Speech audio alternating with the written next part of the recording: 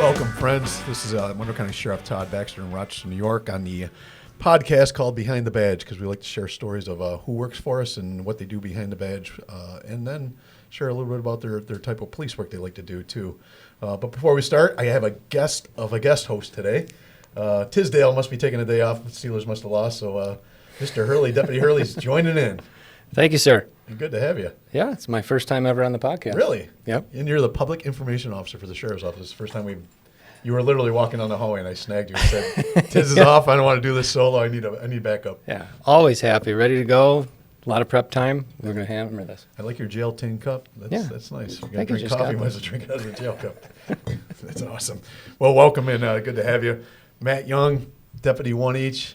Hello, sir. Good to have you. Thank you, sir. Appreciate you coming. So we brought you on. We wanted to talk about apprehended fugitives, apprehended wanted people, and that was your forte for quite a few years in the sheriff's office, on our warrant unit, the U.S. Marshals task force. We hear a lot about that now in the news lately of grabbing some of the worst of the worst in our society. Working with folks like Crime Stoppers to get information out on people that are wanted and how that plays in. So we're looking forward to sharing all that, but more importantly, this is Behind the Badge. Who are you? What's behind that badge? What makes you tick? I am Deputy Matt Young, and I started with the Sheriff's Office back in 2006. I was in the Jail Bureau for about 5.5 years. Left there, came to the road 2012. Worked a number of different assignments to include C-Zone, B-Zone, days, afternoons, and like you mentioned before, one of my most favorite assignments this far, the U.S. Marshals task force, the warrant unit with us. So that's me. I grew up in Rochester, born and raised, and went to Aquinas, graduated 2000. Did a couple years between MCC and SUNY Brockport. Did some business and worked a couple different odds and ends business jobs, and just wasn't for me. And right. That's how I got into my law enforcement career. A family in law enforcement, firefighters, public servants. So it's, again, what piqued my interest in it. So you met some important people in the jail academy, right? Some important people, yes, very much so. My wife of almost 10 years. That was 10 a great years leading March. question. I didn't know where it was going. Yeah. My wife of 10 years is a jail deputy as well. 3 beautiful kids that I love to death. So that's me. That's good. Yes. It's a family affair. Family, yeah, and it is. Your family's rich in the Greece Police Department too. I mean, so there's some history there. And Yep, my father-in-law's retired after I think he did a little over 20 years, 22 years, something like that. Yeah. So a lot of us around. And RPD, and then obviously the sheriff's office, and Yes, sir. I think Rochester Fire Department. Yep. Talk about servants. Yes. Yeah. Public servants all around. Any arguments around the dinner table about policing and fire and who's better? No, really? not That never too comes much. up? Will No, be not tonight. too much. Yeah, well, let's start that now. Yeah, right. That's more of banter between my coworkers and I. Oh, Some of really? them that were former firefighters or current volunteer firefighters, that sort of thing. They So, do get paid to sleep, right? And cook good meals and grow gardens, right? Exercise. Just checking. I always say Exercise. I always say I make the joke that I took the wrong test. But No, they're wonderful partners of ours, but we do, the bantering's fun. It's Yes, just, it's fun to absolutely throw those is. shots. Now my phone will be ringing, but what are you going to do? It's like a family, right? You pick on each other, but when someone else picks on, Oh, we that's gotta where we fight. all Yeah, come we gotta together. go, right? And, Yeah, we gotta absolutely. go. Yep. Absolutely. Yeah, Yes, that's sir. good. Well, try it. It's fun. Just throw a couple fireman jokes out there. see how I have it a goes list. over. Yeah, just see how it goes. Thanksgiving is coming That's up. good. It'll be a good time.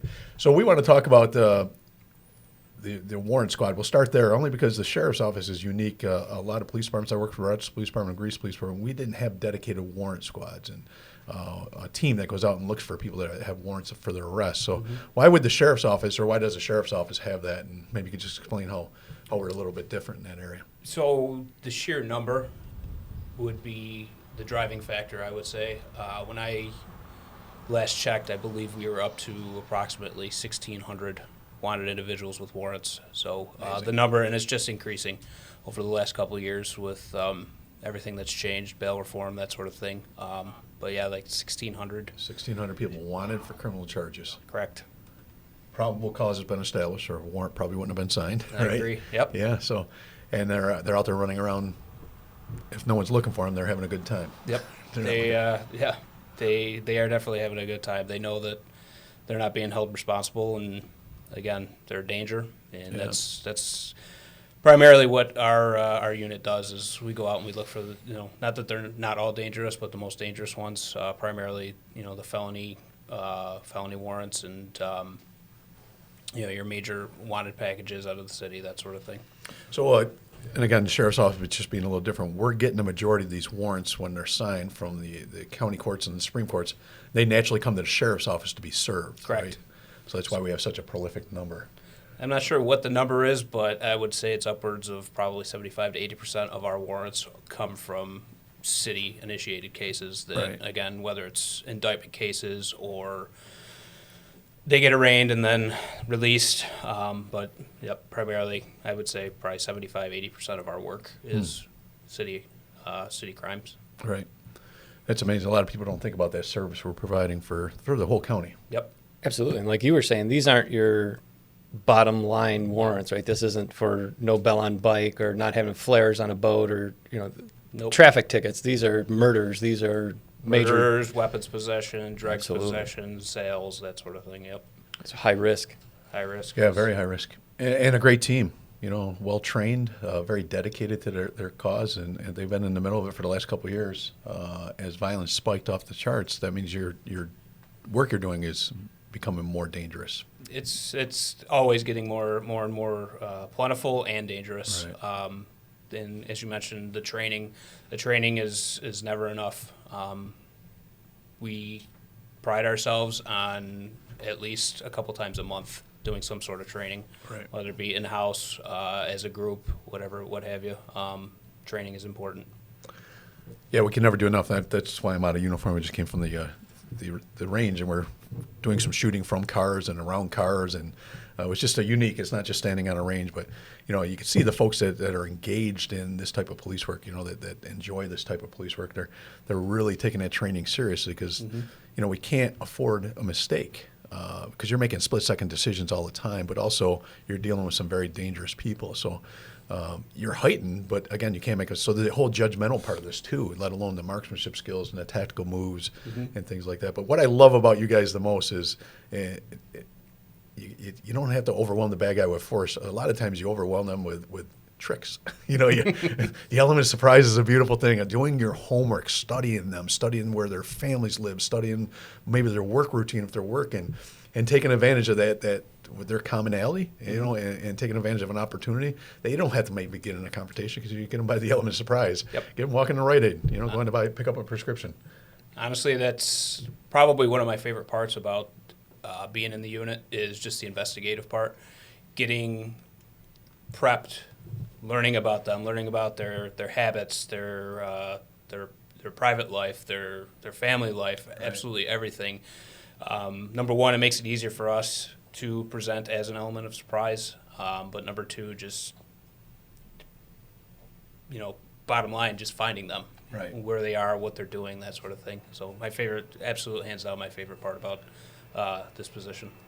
And it's also safer for you guys. It Right, is. because again, we're dealing with the worst of the worst here, the most dangerous. So if they know you're coming, they're going to prepare and they're going to be ready and trained. Yep. So if you catch them, with their guard down, it's Yep. safer for everybody. Yep. And a happy day when we catch them, and it's easy, no paperwork. The other part of that's a great is just to see the look on their face when Right. they see us. Where did you come from? How'd you know I was here? So it's fun. Yeah, they're fugitives, right? Think about the word, right? I mean, so they're hiding. You're basically playing a game of hide and seek with some very dangerous people. We are the kings of the hide and seek. Hide and seek yeah. champions. Yeah. Got a patch for that. Yeah, really. I'd like to Yeah, we can get a couple of a those. couple patches. Absolutely. Seeking King. Yes. And then we've heard so much lately in the news because the U.S. Marshal for the Western District of New York has really taken fugitive finding and apprehension to a whole new level. And we've been part of that task force for years. When you're part of that task force, you're sworn in as a federal agent, as a U.S. Marshal. Yep. So that gives you that jurisdictional capabilities and gives you those additional powers maybe. But that team coming together really goes after the worst of the worst, and sometimes goes after people that are not just from our community, but might be hiding in our community, or making contact with someone that left our community and hiding in, pick a city, anywhere. Yes. Yeah, we found them Texas, Jersey, California, Florida, and we can have our partners in the federal task force go after those individuals. We do that. A lot of our work is that as well. It's not just in-house or inside Monroe County several times. I mean, it's at least a couple times a month. We're going out of the county, downstate New York. We're finding individuals with our warrants that are, like you said, in other states. I've found people as far away as Hawaii. Sorry you had to do that. Yeah, that's a good trip. Made it well worth it. But no, I mean, I think we had one individual that's over in, I can't remember what the country is, but it's somewhere in like Russia or somewhere around there. Yeah. Not being extradited back, but we found him out there. Right. So, but going back to what you said, we are a team with the Marshal Service, with the task force.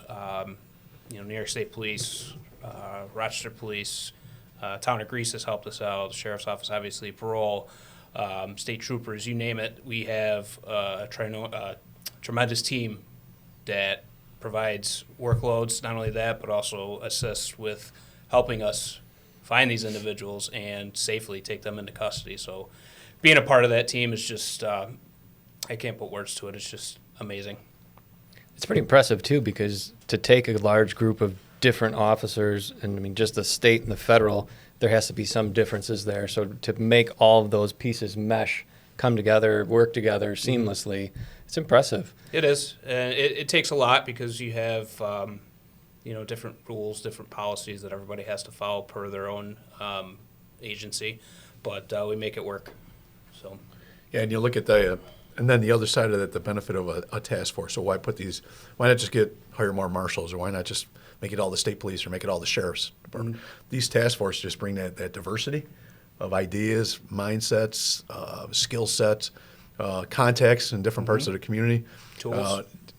Community contacts, knowing people in the community, that the trooper might not know people in Hamlin as much as you do if you worked out in C-Zone, and right. vice versa. A city cop will bring knowledge that, but if you're going out into Orleans County, a city cop might not have that experience or right. work in that environment. So that's what task force are all about. It's like a football team, right? Mm-hmm. There can't be 11 quarterbacks on the field at one time. Nope. There's got to be, there's got to be linemen, there's got to be wide receivers, there's got to be tight ends, and that's what makes a good team. That's the task force model. Yeah, everybody at our task force has their own little niche. Right. I guess you could say some guys are good at the apprehension, or some guys are good at the investigation, or some guys are good at the social media, the electronic stuff. So everybody's got their own little niche, and like you said, we mesh together as a team, and it just works.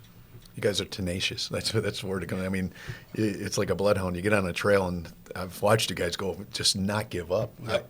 My personality would be like, all right, let's move on to the next guy, right? And you guys are like, I'm getting him. I'm going to get him. This is a challenge that I'm looking forward to it. There's certainly times where it gets frustrating, and I mean, I can think of a specific case right now that's been a thorn in our side for 4 years, 4.5 years. Yeah. The individual's still out there wanted, but we keep fighting for it, and that's what it's all about.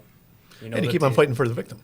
Yes, absolutely. At the beginning of all these stories, and now there's still a victim out there that needs justice, Mm-hmm. right? And these people are being accused of a crime, and the other side of this is we tend not to talk much about the victims in these stories, and there's someone out there looking for justice and Yep. looking for peace. If this guy's still out, maybe they're worried. They've been worrying for 4 years. They're scared, yep. About this person looking, in their backyard or going to work, and is he going to show up there? Or who knows? Yep. No, absolutely, and that's a great point, because you look at the police and you think you're doing it because someone broke the law, and we forget what that means that they broke the law, right? Like we had that lovely lady in here the other day, Yeah. and it was just to hear her side of the story and how it affected her, and it breaks your heart, and that's why we do what we do, right? That's why we're after these guys who break the law, because they did it to somebody. I always say the end justifies the means, and you guys talk about the victims a lot. A lot of times we use the victims as resources, and just talking to them and hearing their background stories. And it's not all of them, obviously, but some of them, especially with this particular case that I was just referencing that is over 4 years old now. Just the victim of it is the nicest person and willing to help us, and just wants the individual caught, and you feel for him. You Right. really do. Wow. And then we use different tools too to get information. One of them is the working through Crime Stoppers, and as part of your job function in the Warrant Task Force, you're responsible for getting that information to that and posting this and getting it. How prolific is it? I mean, is this making a difference? This type of information putting out to the public? Absolutely is 100% one of the best tools out there. It's been changed over the years. Different looks, different feels, different amount of people that are on there, but one of the best tools. People out there, they have tips. They know where these individuals are. They know where they hang out, and they're just too afraid to come forward. Crime Stoppers is what it's for. They can call anonymously and provide anything: phone number, social media, actual location where they are, where they're going to be, hang out. We've had a couple different instances where people have actually called in and said that they're willing to physically help us, and we've used them to lure people in and capture them. So Crime Stoppers 100% is one of my most favorite tools to use. And they can also get a cash reward for that information. Cash Not reward. only anonymous, but cash.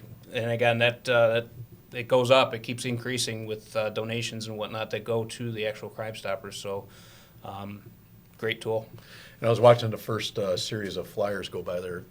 I think 3 out of the 4 were criminal possession of a weapon. Second, illegal handguns. Right? Dangerous. Why are you carrying an illegal handgun in Monroe County with the number of shootings we have? Obviously, you got an intent of doing something with that. And the other one was murder second. So we're talking a real deal of what folks we're looking for. They are 100% some of the worst of the worst. Yeah. Sometimes they are repeat offenders too. What? Right, so I can think of a couple different names that we've gone after at least 3 or 4 times. And sorry, Deputy, I got your butt in here. No. As a sheriff, not only does that bug the hell out of me from a standpoint of there's victims out there and there's no justice being served, right? And they're repeating their offense, and when they repeat, those are the number of crimes we're aware of. We're not even aware of every crime they repeat, let alone we don't apprehend them every time they repeat an offense. I agree. That's one. 2, it's absolutely deplorable that I got to put my deputies in that position to go get a guy that had a gun once. I got to go get him 2, 3 times. Yep. The risk on you, the risk for your family, the risk for the sheriff's office, the risk for the community, and even the risk for the bad guy. He's much safer sitting in a hoosegow next door and detaining him, slowing him down, and getting him the services that he might need to intervene in his life or keep him in there if the judge says he's dangerous. But this is absolutely absurd, and I know we whitewash over that. We got to go get him 2 or 3 times. That's total bullshit. That, in my world, this needs to be corrected. We have cops chasing the same guy with guns multiple times, and that's unfair. Yep. And that's not ethical by any means of our criminal justice system that we're asking you guys to repeatedly do this. So I just want to get my editorial out there real quick that that can't just be whitewashed over. That we're going after murder suspects, criminal possession of weapon charge second. That means illegal handguns, and to make you go do that 2 or 3 times. And then I'll throw the last one out there, just a total waste of taxpayer dollars. How much does it cost to put a task force together and go after a guy, sitting on their house for hours and hours with a team because this guy is dangerous and we need to overwhelm him with tricks and sneak up on him and all that stuff. Right. To keep even him safe, just to be safe, right? Yep. Everybody's safe, let alone the neighbors safe, right? And it's a lot of time and energy and taxpayer money. And a lot of people just don't hear this whole story of what's really occurring out there with some of these reforms. And again, maybe it doesn't stay for a long time. At least look at that guy as an individual before we release him. Make sure there's a plan set up for safety for him, safety for everybody. There's intervention. There's a carrot and a stick, but right now we're letting these guys into the wind when they've got to go get them 2 or 3 times. So that was a long editorial. I cut you off, Hurley. No, you're good. I was just going to say all that. See? That's why he's Employee of the Week. Employee of the Week right here. That's why you pulled him in out of the hallway. That's right. Yeah, kidnapped him.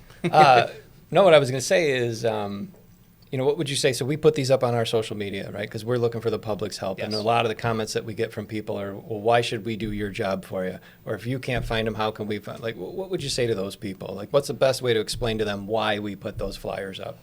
I would say our tools, they are plentiful, but I would say there's a point where it ends. There's only so much that we could do to find these individuals. You guys are out there, you're the public. You see them out on the streets when we aren't out there. These guys are out there, they know that they assume that the warrant unit works Monday through Friday, 9 to 5. So between 9 to 5, somebody that knows that they have a warrant, they're not going to be out on the streets. They know they know that they see a cop car coming, they can hide. They don't see the Marshals task force coming because we do have, undercover stuff and whatnot and different tools that can hide us. But these citizens, they know what they look like, they know what they drive, they know where they live, they know who they hang out with, they know what they do on a day-to-day basis, whereas we don't. So if they can provide us with, any little tidbit of what we need to go get them, anything helps, any little bit helps. Nice. So basically what you're saying is that we'll eventually find them. Correct. But if we can get help from other people, we'll get them off the streets faster. And everybody will be safer. Yes. Yeah, and we call each one of those calls that you call in. It might not be significant to you, but that's a clue, right? And the more clues you have, the more pieces of the puzzle you're putting together. And it just might be that one piece of information you didn't know that he would have been laying his head over here, or corroborate information. Now that's you're going to concentrate on this information over here because it's been coming in two different directions, right? So it's like everything else in law enforcement. It's almost like the waterfall effect. One little thing will lead us to a world of different things. Right. And why do people want? I mean, just go back to larcenies, and we're getting ready to do a pretty good story this week on these repeated offenses and store thefts, right? And by the millions of dollars here in Monroe County. So what's in it for the average public? Well, when there's millions of dollars being lost at a box store, guess who's paying for that? You are. We all are, right? Yep. And who's paying for it the most, if you will? The people that are poor in our community, right? They still got to go to the same box store and buy the same price. But if it's $7 more expensive to go to the store each time because we're all paying for those thefts, you and I are blessed with the ability to afford that. What if you're poor? You're living on a fixed income. Why should you pay $7 every time you go to the local box store? Right. More. I agree. That's one hell of an inflation. So everybody should care about these criminals and get them in their system, get them caught, hold them responsible for what they're doing to our community. Absolutely. You've chased fugitives for a living, right? You did that job. It's brave. It's intelligent. It's leaning forward police work. You're bringing justice. What's been the best one? You've had some very bad people in our community who brought justice to victims. What one stands out the most? Who'd you enjoy the most saying, I got him? There's a number of them. I mean, without nitpicking through them all, everybody would know the name Taekwon Rivera. He was an individual that did a lot of dirty things as a younger child or younger teenager, and then again did his time, came out, continued to do bad things. So I would have to say Taekwon. Taekwon was a good one. A lot of work went into that. A lot of background checks and social media, that sort of thing, went into that. So it was a good one. It was a hard fought battle, I guess you could call it. Yeah, as a young kid, he shot a good friend of mine, Tony DePonzio, in the back of the head, right? And by the grace of God, Tony's still walking this earth. But to do your time, and unfortunately, because he was such a young kid at the time when he shot Tony, I think he was able to only do 7 years, and it came out. And we all, I guess, thought he'd reform. Change, yeah. That there would be a change there in his life. He got the grace of God. I mean, if you think about the ultimate grace, it's 7 years for attempted murder of a police officer. Correct. That's the deal of a century. I think he should be away for life myself, but that's our law. And unfortunately, he didn't. Nope. And unfortunately, he hurt other people when he came out. And so, I again, you keeping pressure on the people that are refusing to comply with our norms in our society is just a good thing. The more you're looking for him, the less he's doing harming other people in our community. Yep, I agree. Yeah. So essentially, your job is hunting fugitives, right? Yes. You're tracking them down, you're researching, looking, and you're going and arresting the bad guy. Kind of sounds like what everybody signs up to be a police officer for, right? Like that's the part. You come into this job and you realize how much paperwork there is, and then that's what you signed up for. You want to go do that stuff. So it's probably a pretty sought after position, I would guess. It is. I know there's a lot of people that I've talked to, that I've heard from, that would be interested in doing it. So it's like I said a few seconds ago, it's the fun part of the job. Obviously, every police officer has to go out there, has to take the reports, has to respond to 911 calls, has to take motor vehicle accidents, that sort of thing. But going out there and actually looking for the bad guys, again, I can't put words to the excitement, I guess you could say, on a day-to-day basis that we feel. So. Yeah, tenacious again. That comes in, Tenacious, just absolutely. going at it and having the ability as a sheriff's office to dedicate manpower to do that, as opposed to just one and another task you're supposed to do while you're responding to 911 calls and covering a car beat. Right. It develops that expertise. It develops the teamwork. Makes us all safer, including the community. I just want people to understand that part is the fact that we put you guys together as a task force and train you, and then you use that growing model, crawl, walk, run for the next couple of years or 3 or 4 years, however long you're with the task force, makes everybody safer because we're developing that expertise. Every time you do one, you debrief it, you make yourself a little better, a little safer, learn some new tricks, fix things that might not have gone so well because not every apprehension goes very well. Yeah. 'Cause it's dynamic, right? Oh, yeah. Areas, get them. Everything's different. Everything's different. No one Everything goes a cooperates. different From way. there on out, no one cooperates. The Yep. bad guy doesn't cooperate. The traffic, the weather doesn't cooperate. Nope. Witnesses that might be just, I didn't know, school kids going to be walking by when I went to make this apprehension. Didn't expect that. Yeah, Thought we had it dealt cleared. with that too. So. Yeah, I thought we had the area cleared, before we make this snag. And all of a sudden there's a school bus that never showed up before. Yep. Okay, it's just real world that you have to deal with. And sometimes you even have to pull off and say, not now. Hold. Let's let the area clear out. Yeah. And that's hard to do when you've been looking for this guy for months. And you Right. see him, and then when a school bus comes by, a professional says, not now. Yep. Not now. Let's hold off. Yeah, and those are all valuable skills to learn and master. And then when you do leave the task force and go Right. back to the road, you can not only use it there, but you can also transfer that knowledge to some of the younger people who are just starting out and kind of guide them. Absolutely. I truly am a believer in this field. You never stop learning. Every assignment is a different learning experience for you. This happens to be one of the greatest learning experiences thus far in my career, between the team that I work with, the people that I work for, and just, again, every day doing the job that we do. It's just, you never stop. You never stop picking up skills and, learning from your mistakes. Again, I hope to carry at least a little bit on to, other people. Well, Other see, people. you got that field training officer pin on. I do. And now with those skills you learn in the task force model, bring that back to young cops. How to use your brain to make the apprehension. Sometimes we got to use our brawn, Right. But that's really few and far between. If sometimes you can just outsmart the bad guy, and yeah. and it's just fun. That's Yep. the fun part of the job. Yep. So thanks for going back on the road, being a mentor. I love the way that we do it here at the sheriff's office. You don't stay in these jobs for an eternity. You go there. It's tough to leave because you gain an expertise, but as the deputy said, bring that expertise back and share it with Yeah. your whole platoon, let alone Absolutely. your whole. So we finish up with the no Miranda zone there, Deputy Hurley. I know this is your first time as the co-host, but we get the banter and barrage Matt with questions, and he no Miranda zone means he has to answer them. That's the beautiful part. So I don't know if you're prepared for this, boy. but I'll just throw a curveball at you real quick. One word to describe the United States Marshal of the Western District of New York, Chuck Salina. He is very, what's the word I'm looking for? Ambitious. Ambitious, He's huh? always out there. I mean, He's always finding new, innovative ways to do it too. yes, he's got the resources for that, and he's just, it amazes me, the drive behind him to get certain things done. So it's ambitious, very ambitious. So we quick talked about how this is a highly sought after position. What kind of advice would you give people who are trying to put in for this and really want to get on the task force? Serve warrants, first and foremost, but just always be out there and be willing to, do the job and don't take breaks, if that makes sense.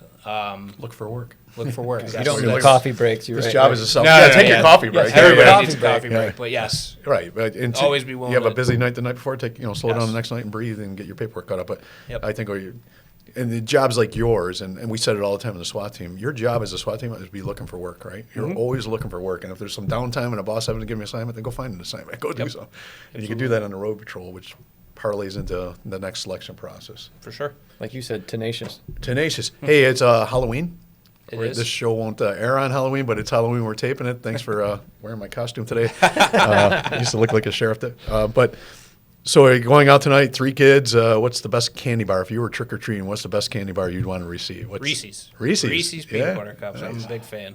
I'm a sucker for those. Yeah. Sucker for them. Who's not? What about you, her? Right. Yeah, I would have to say maybe a Butterfinger. Just to do something different? So I was literally just going to say, I've asked this question before, and someone said Butterfinger, and I was like, that is odd. And then Hurley says Butterfinger. So I guess there's two of you. There's two of you out there. Snickers? Does that work? Now we're in the ballpark. I mean, I'm a sucker for any kind of candy. So Oh, yeah. I can't really pick and choose, but if I had to, that So would you'll be help it. secure the candy all the kids get tonight and course. make sure they're all safe, right? Separate them I and saw something earlier today. make sure that It Three was, Musketeers safe. It was a pretty funny picture. It was it's called the dad tax. Kids Oh, come home with the candy, and the dads get the tax. So. I like that. That's like That's a good one. 20%, right? 20%. 20%. I would take that tax, 20% right now. There you go. Well, see you on the treadmill tomorrow morning then. Yeah. Running off the tax. Absolutely. That's good. Well, thanks for joining us. Thanks for sharing who you are. Thanks for sharing what the task force does, whether it's the warrants and the Marshals task force and what we're doing, these fugitive flyers, why they're out there, why we're posting people on social media. It's all important to keep our community safe, and that's really our why, to help the most vulnerable in our community feel safe. So Thank you for having me, and just if I could offer any piece of advice, just for everybody, just keep hoping for a safer community. yeah, people deserve that. Yep, absolutely. Well, till next week, folks. We'll take the week off, but I hope you're all safe in our separation here, and God bless everybody. Happy Halloween. Happy Halloween.